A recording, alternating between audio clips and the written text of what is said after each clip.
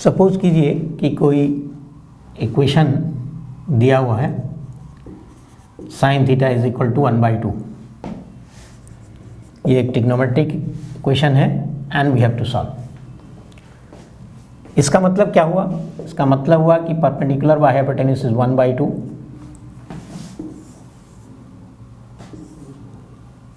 Fundamental circle हम लोग बनाए 0 π/2 pi 3 π/2 and then it is 2 pi again। ये first quadrant, second quadrant, third quadrant and fourth quadrant हुआ। Sine theta is positive means theta is either in first quadrant और in second quadrant. अगर first quadrant में है तो एक value तो already हम लोग जानते हैं कि थीटा इज इक्वल टू π/6 यानी 30 degrees, that is 1/2 means perpendicular by hypotenuse that is 1/2। Second quadrant में भी साइन थीटा पॉजिटिव होता है और ये वैल्यू होगा 5π/6। तो again here sine theta is 1/2 यानी परपेंडिकुलर बाय हाइपोटेन्यूज इज 1/2 यानी दूसरा वैल्यू हो गया 5π/6। तो within one rotation there are two values of theta π/6 and 5π/6 which satisfy this equation. लेकिन हम लोग एक चीज देख रहे हैं कि यहां से अगर हम लोग एंटी क्लॉकवाइज मूव करके फिर यहां पर आ जाएं, 2π से मूव कर जाएं, तो then this angle is 13π/6। We are reaching at the same point यानी again same perpendicular same hypotenuse means sin theta is 1/2। तो 13π/6 सिमिलरली 17π/6 एंड सो ऑन, जितने बार इसमें और इसमें 2π जोड़ते जाइएगा ऐसे घूम करके फिर उसी दोनों पॉइंट पर पहुंचिएगा and again sin theta is equal to 1/2 will be satisfied. अब एक दूसरा समझिए कि यहां से ऐसे क्लॉकवाइज में मान लीजिए हम घूमें तो क्या होगा? तो क्लॉकवाइज में घूमें यानी 2π घटा लें अगर, तो again we are reaching the same point और यहां पर आएंगे तो परपेंडिकुलर हाइपोटेन्यूज का रेशियो अगेन 1/2 यानी 2π इसमें घटाते जाइए तो भी आप देखिएगा कि sin theta equal to 1/2 satisfied. इसका मतलब ये हुआ कि there are infinite number of values of theta which satisfy this equation. और सॉल्यूशन का मतलब all possible values to be written which satisfies the equation. और सारे वैल्यूज को डायरेक्टली लिखना संभव नहीं है, तो इसके लिए एक टेक्निक यूज किया जाता है कि select any one particular value from this और उसको जनरलाइज कर दीजिए with the help of n so that you get all the values. n का वैल्यूज अगर बदलते जाएं 0 के बाद 1 2 3 एंड सो ऑन या -1 -2 तो we are getting the same result, getting the total solution. अगर इसको अगर देखें हम लोग तो अगर यहाँ लिखें theta is equal to nπ plus -1 to the power n into π/6 तो n का वैल्यू 0 रखेंगे तो π/6, 1 रखेंगे तो 5π/6, 2 रखेंगे तो 13π/6 एंड सो ऑन, यानी this is giving all possible values. अब एक सवाल उठेगा कि कोई एक पार्टिकुलर वैल्यू के मदद से इसको जनरलाइज करना है तो वी कैन सेलेक्ट दिस और दिस और दिस एनी वन, लेकिन तब ये एनार्की हो जाएगा to systematise it so that any person who is solving this equation and generalizing it gives the answer in a similar fashion, same तरीके से दे। तो क्या करेंगे कि इसमें से सेलेक्ट करेंगे, एक क्राइटेरिया लगाएंगे कि न्यूमेरिकली स्मॉलेस्ट एंगल के टर्म में जनरलाइज किया जाए। ये नेसेसिटी नहीं है but this is convention. For example आप देखिए π/6 is the numerically smallest angle here, इधर बढ़ते हैं तो 5π/6 13π/6 एंड सो ऑन, इधर बढ़ते हैं तो उल्टा, तो इधर भी न्यूमेरिकली बढ़ेगा और इधर भी न्यूमेरिकली बढ़ेगा। तो न्यूमेरिकली स्मॉलेस्ट एंगल के टर्म में जनरलाइज किया जा सकता है सिस्टमेटाइज करने के लिए ये कन्वेंशन।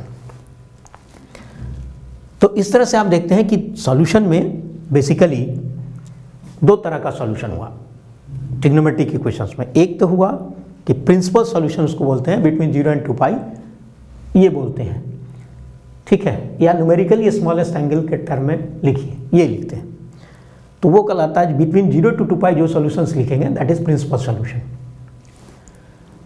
दूसरा हो गया कि ऑल पॉसिबल सॉल्यूशंस लिखना है तो जनरलाइज करना पड़ेगा। Why to generalise it? Because trigonometric functions are periodic functions. अब पीरियोडिक फंक्शन अगर है तो एक सर्टेन पीरियड के बाद बार बार वैल्यूज रिपीट करेगा, और इसलिए ऑल पॉसिबल सॉल्यूशंस लिखना है तो you will have to generalise it. To generalise it we are writing n, introducing n. तो अल्फा जो फार्मूला में लिखते हैं that is numerically smallest angle, और ये एन जो लिखते हैं दैट इज इंटीजर। और एन क्यों इंट्रोड्यूस किया गया? To generalise it. तो principal solution and general solution, ये दो तरह का सॉल्यूशन हुआ। General solution means all possible solutions written in generalised form. Principal solution means solution between 0 and 2π।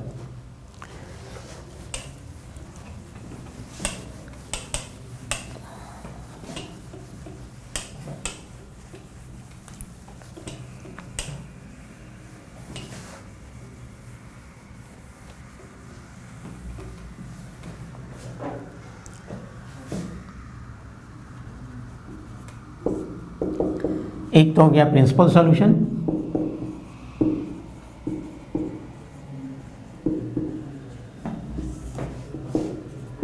Solution between 0 and 2π, and दूसरा हो गया general solution, all possible solutions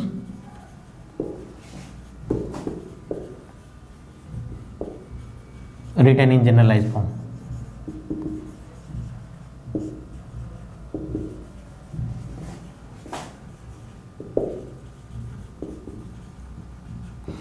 जैसे इस एग्जांपल में sin theta equal to half में principal solution लिखेंगे तो π/6 and 5π/6 होगा, because these are the values between 0 and 2π।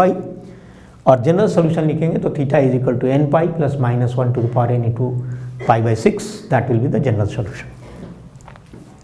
Okay, अब हम लोग थोड़ा सा इस पर आ रहे हैं कि ये जो फार्मूला आया sine theta is 0 then theta is equal to nπ and so on, उसका बैकग्राउंड क्या है।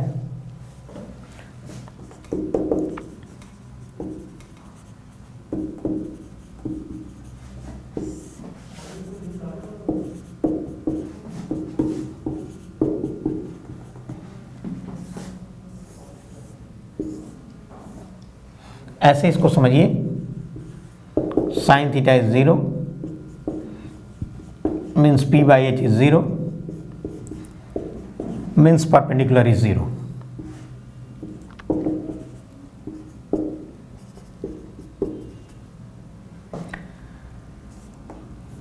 थीटा अगर ये है तो this is perpendicular, this is base, this is hypotenuse. अब आप इस पर आइए, P0 कहाँ कहाँ होगा। एक तो जैसे जैसे थीटा को घटाते जाइएगा परपेंडिकुलर घटेगा, finally at this point means 0 sine theta will be 0। और सेकेंडली ऐसे बढ़ाते जाइए, जैसे जैसे पाई के नज़दीक जाइएगा परपेंडिकुलर घटेगा, at this horizontal end P is 0। तो साइन थीटा 0 कहाँ कहाँ होगा? दोनों हॉरिजॉन्टल एंड पर। What are the values of theta at the horizontal end? ये है 0, π, 2π एंड सो ऑन। क्लॉकवाइज में आइएगा तो -π, -2π, -3π एंड सो ऑन। इसका मतलब इसको जनरलाइज अगर करें हम लोग तो क्या लिख सकते हैं? Integer into π, that is nπ।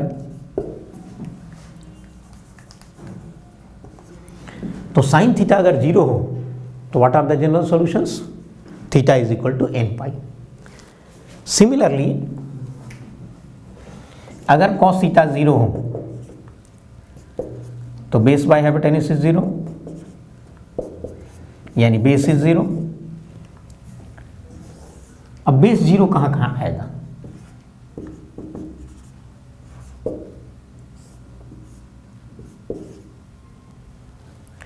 तो साइन थीटा पॉजिटिव 0 है तो बेस 0, जैसे जैसे इसको बढ़ाते जाइएगा थीटा को इस तरफ π/2 की ओर, बेस कमेगा, पहले इतना था अब इतना हो गया, exactly at this and base will be 0 and similarly अगर इधर बढ़ाएं हम लोग तो exactly at this and base will be 0। तो बेस 0 कहाँ कहाँ होगा? वर्टिकल एंड्स पर, यानी cos थीटा 0 कहाँ कहाँ होगा? दोनों वर्टिकल एंड्स पर, इस एंड और इस एंड पर। And what are the values? π/2, 3π/2, 5π/2, 7π/2। Clockwise में आए तो -π/2, -3π/2 एंड सो ऑन। क्लॉकवाइज में अगर आएंगे तो ये लिखेंगे -π/2, ये लिखेंगे -3π/2 and so on. Means odd multiples of π/2।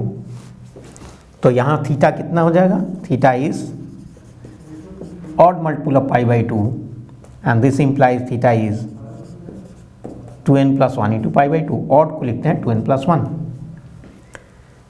odd integer. तो फाइनली क्या हुआ कि साइन थीटा अगर 0 है तो what is theta?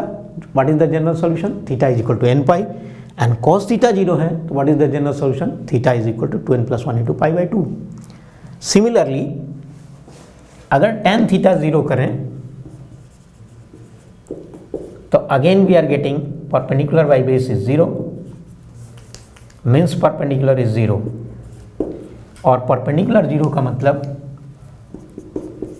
Theta is equal to n pi. तो ये फर्स्ट जो 3 था ये बेसिक फार्मूला था। 3 कौन कौन सा फार्मूला हुआ? Sine theta is 0 then theta is equal to n pi, cos theta is 0 then theta is equal to 2n plus 1 into π/2 and tan theta 0 means theta is equal to n pi. तो ये 3 जो है important formula के रूप में use होगा। अब जरा चौथे फार्मूला पर आते हैं।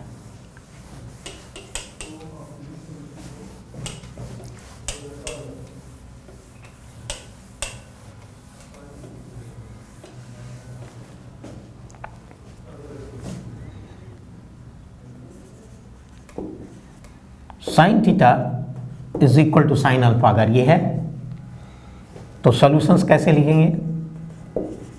तो इसको ऐसे लिख सकते हैं sine theta minus sine alpha is 0। ठीक है, अब sine c minus sine d का फार्मूला यूज कीजिए। तो 2 cos c plus d/2 into sine c minus d/2 is 0। Here we are using the formula sine c minus sine D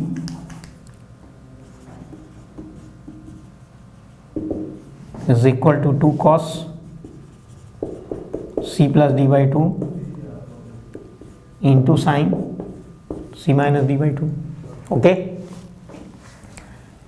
0/2 is 0. Now either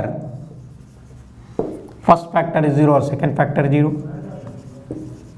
First factor 0 means cos theta plus alpha by 2 is 0. Second factor 0 means sin theta minus alpha by 2 is 0. अब यहां से हम लोग आगे बढ़ाएं तो cos theta 0 means theta is equal to 2n plus 1 into π/2। अभी हम लोग n के जगह पर दूसरा सिंबल यूज करें m, 2m plus 1 into π/2। Final वाले में n यूज करेंगे तो यहां से 2 cancel, what will be the result? Theta is equal to 2m plus 1 into pi minus alpha.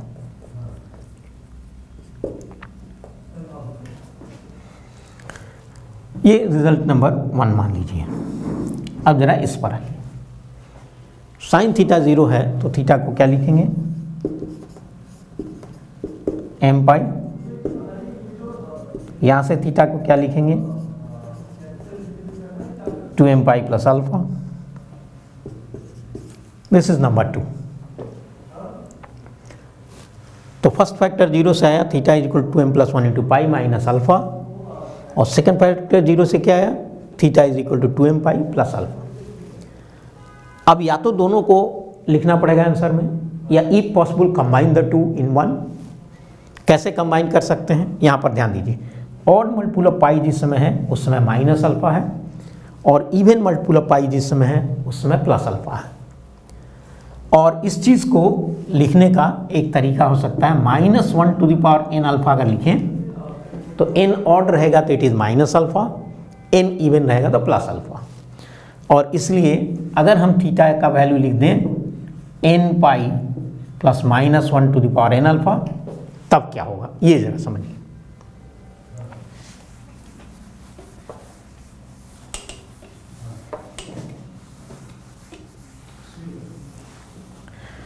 जिस समय n ऑड रखेंगे यानी 2m प्लस 1, तो 2m प्लस 1 इंटू पाई माइनस अल्फा आएगा, और जिस समय n रखेंगे इवन 2m तो 2m पाई प्लस अल्फा आएगा, यानी ये वाला वैल्यू।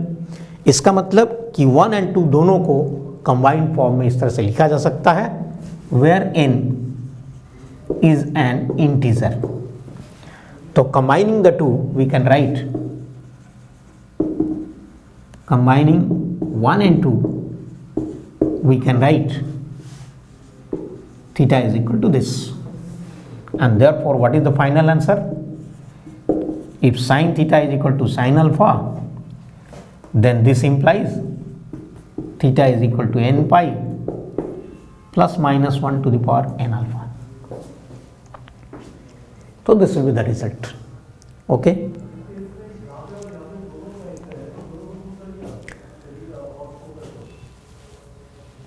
अब ठीक इसी तरह से cos theta is equal to cos alpha रहेगा तो क्या होगा?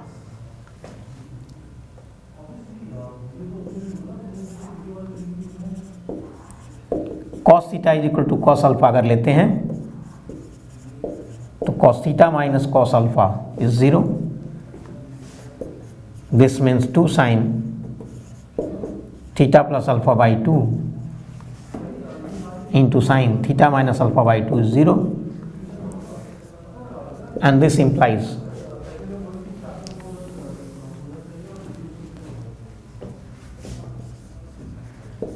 sin theta plus alpha by 2 is 0 or sin theta minus alpha by 2 is 0, and this implies sign theta 0 होता है तो थीटा कितना होता है याद है? Theta is equal to n pi, तो theta plus alpha by 2 is n pi, and therefore theta is equal to 2n pi minus alpha. और यहां से क्या होगा? ये हो गया n पाई, तो 2n pi plus alpha.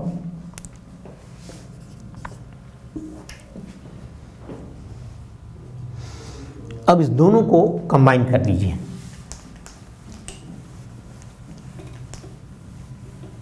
Combining the two from 1 and 2 we can write theta is equal to 2n pi plus minus alpha, and therefore final conclusion is if cos theta is equal to cos alpha, then general solution will be theta is equal to 2n pi plus minus alpha. ठीक है, तो इसमें cos theta equal to cos alpha में एक तरफ लाए तो cos theta minus cos alpha is 0, इसको cos c minus cos d के फार्मूला पर तोड़िए तो 2 sin c plus d by 2 into sine c minus d by 2 is 0। इसको सिंप्लीफाई कर दीजिए and you will be getting the result. In fact, here we will be getting this cos c minus cos d is 2 sin c plus d by 2 into sign d minus c by 2 होता है, तो उसको minus करके अगर कर दें ये alpha minus theta by 2, तो यहाँ से ये माइनस बाहर कर लेंगे, फिर ये ख़त्म हो जाएगा ये minus, and then we will be getting this. ठीक है, तो फाइनली क्या रिजल्ट आया? कंक्लूजन कि cos theta equal to cos alpha है तो theta equal to n pi plus minus alpha. ठीक उसी तरह से tan theta equal to tan alpha अगर रहेगा तो theta is equal to n pi plus alpha is the general solution. Okay,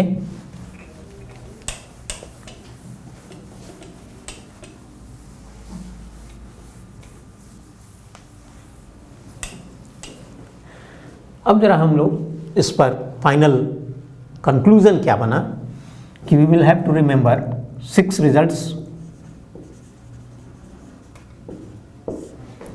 पहला रिजल्ट हो गया कि sine theta is 0, then theta must be equal to n pi, ये general solution हो गया इसका। cos theta is 0, then theta is equal to 2n plus 1 into pi by 2, tan theta is 0, then theta is equal to n pi. ये एक set of results हो गया 0 से। Sign theta is equal to sine alpha, then theta is equal to n pi plus minus 1 to the power n alpha, cos theta is equal to cos alpha, this implies theta is equal to 2n pi plus minus alpha, and tan theta is equal to tan alpha, this implies theta is equal to n pi plus alpha। तो summary ये हो गया results का, ये हो गया summary. तो you have to remember this 6 formula here.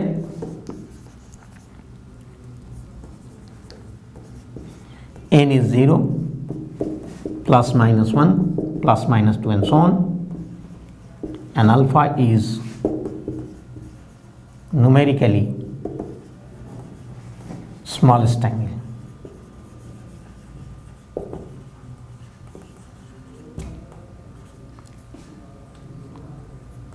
Okay तो कुल मिला के ये 6 फार्मूला आपको याद रखना है। अब हम लोग मेन पार्ट पर आते हैं जहाँ से प्रोसीड किए थे कि आपको याद होगा solution means complete solution, complete solutions means no root loss no extraneous root. और इक्वेशन सॉल्विंग में ये इंपॉर्टेंट बात होगा कि रूट लॉस और एक्सटेनियस रूट ना हो। तो हम लोग ये डिस्कस करेंगे अब कि what are the main sources of root loss and extraneous root, important sources of root loss and extraneous root क्या है जिससे हमको बचना चाहिए। तो पूरे कॉन्सेप्ट के लिए that part is very important.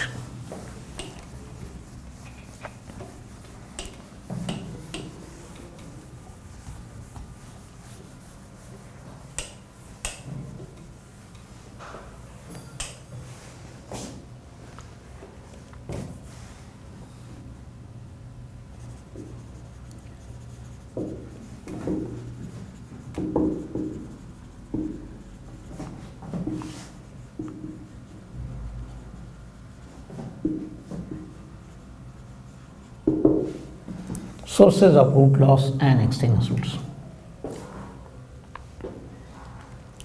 इसको समझने के लिए डायरेक्ट कंक्लूजन के बजाय एक एक एग्जाम्पल हम लेते हैं, उसको सॉल्व करके दिखलाते हैं कि किस मेथड में क्या एरर होगा और अकॉर्डिंगली हम लोग रिजल्ट को कंक्लूड करेंगे। पहला लीजिए, मान लीजिए कि हमको सॉल्व करना है sine theta minus cos theta is equal to 1। इस इक्वेशन को सॉल्व करना है। आप कैसे कैसे सॉल्व कर सकते हैं? There are so many methods. एक मेथड तो ये होगा कि आप इसको स्क्वायर कर दीजिए, sine square theta plus cos square theta 1 हो जाएगा, 1 माइनस हो जाएगा 2 sine theta into cos theta sine 2 theta, that is 1 and from there you can find theta. दूसरा तरीका क्या हो सकता है? दूसरा तरीका ये हो सकता है कि साइन थीटा कॉस थीटा को टेन थीटा बाई 2 में बदल दीजिए, ये भी एक तरीका हो सकता है। तीसरा तरीका हो सकता है कि 1/√2 से दोनों तरफ मल्टीप्लाई करके इसको सॉल्व कर दीजिए। चौथा तरीका हो सकता है कि कॉस थीटा को दाहिने तरफ ले जाइए, 1 प्लस कॉस थीटा को 2 कॉस स्क्वायर थीटा बाई 2 और साइन थीटा को लिख दीजिए 2 sine theta by 2 cos theta by 2। Again you can solve. तो there are so many methods for solving the same problem. अब क्वेश्चन ये उठेगा कि which method should be used. तो क्राइटेरिया क्या होगा या गाइडिंग फैक्टर क्या होगा? गाइडिंग फैक्टर ये होगा कि जिस मेथड में ना रूट लॉस हो और ना एक्सटेंस रूट हो, that is the most suitable process. तो पहले हम जरा सा इसको सॉल्व करते हैं स्क्वायरिंग करके। Squaring we gate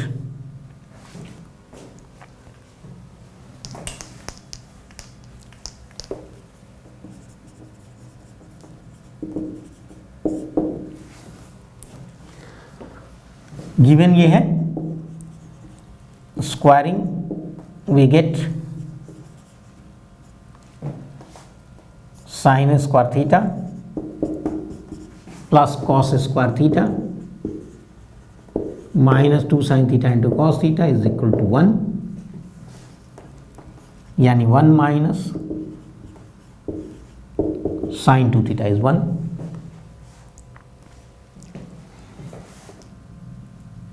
1 minus sine 2 theta is 1. Finally ये आया साइन 2 थीटा इज 0 और इससे आया 2 theta is n pi and therefore theta is n pi by 2 where n is 0 plus minus 1 plus minus 2 and so on.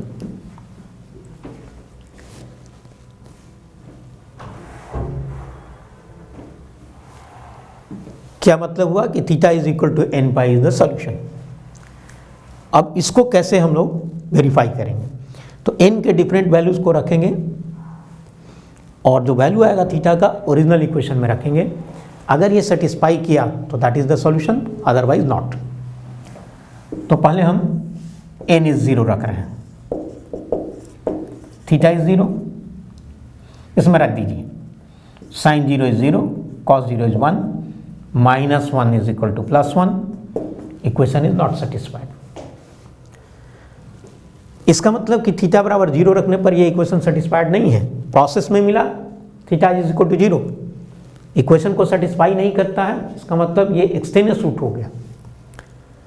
अब ये सवाल उठेगा कि आखिर में ये एक्सटेनियस रूट आया कहाँ से, क्यों आया, जबकि प्रोसेस तो सही है, देखने में तो नहीं लग रहा है कि कोई गलती है. तो यहाँ से आप समझ सकते हैं कि consider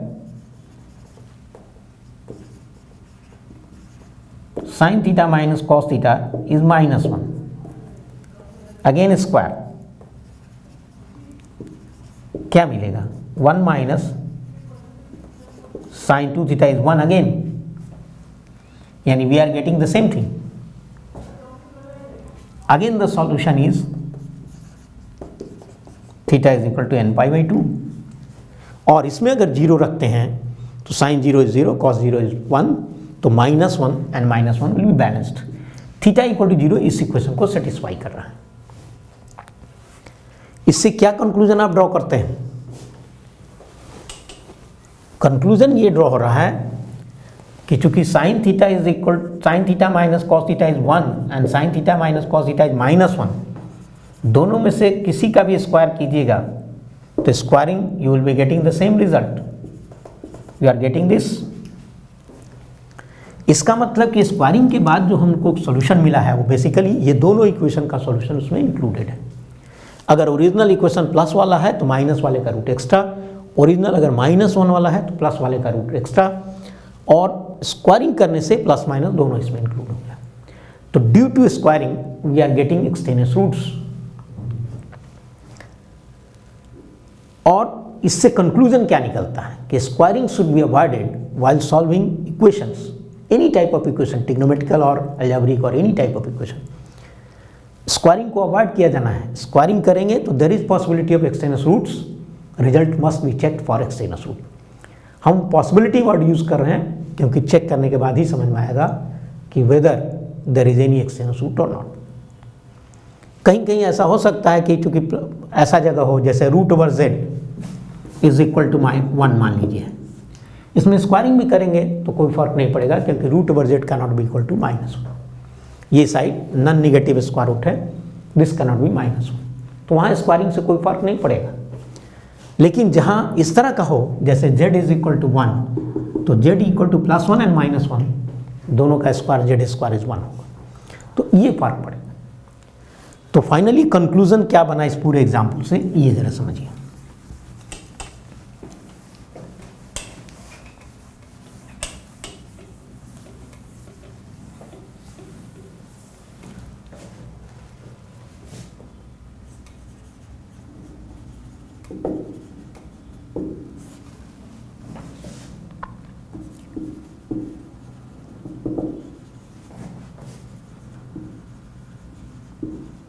Squaring should be avoided as far as possible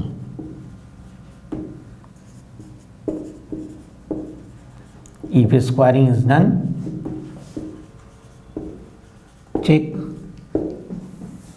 for